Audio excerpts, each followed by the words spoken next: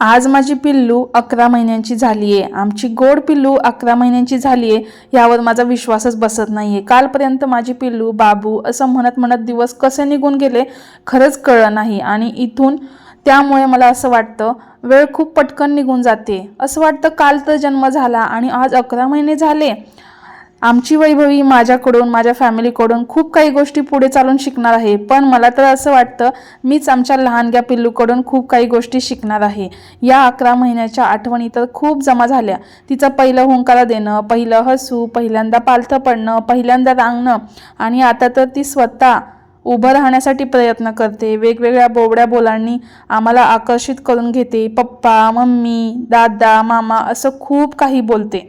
घरातली कोणतीही व्यक्ती बाहेर चालली की रांगत पटकन तुझं पळत येणं, हे क्षण अनुभवणं खरंच खूप सुखद वाटतात आणि जाणीव होते आपण खरंच खूप नशीबवान आणि या सगळ्या गोष्टी खूप भुरकन उडून जातात। म्हणून ना मला या सगळ्या गोष्टी जगायला आणि कॅप्चर करायला खरंच खूप आवडतायत। असं म्हणतात जेव्हा देव आपल्याला एखादी इच्छा उशिरा पूर्ण करतो तर ती खूप स्पेशल असते। तशीच आमची पिल्लू आमच्यासाठी लकी गर्ल आहे, नशीबवान आहे। तुझा चेहरा बघून ना खरंच सगळा थकवा दूर होऊन जातो। घरात पाय ठेवला आणि तुझा चेहरा बघितला ना की खूपच प्रसन्न वाटतं।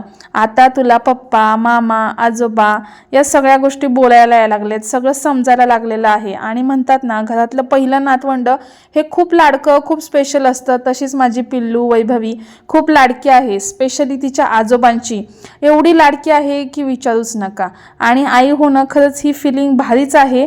आणि त्यामुळेच अनुभवाचे बोल म्हणतात ना की तुला आता नाही समजणार, तू जेव्हा आई होशील ना तेव्हा तुला समजेल।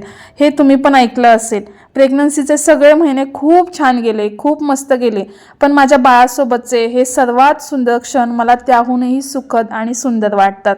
बाळा, तू आल्यापासून आपलं घर खरंच गोकुळ झालंय।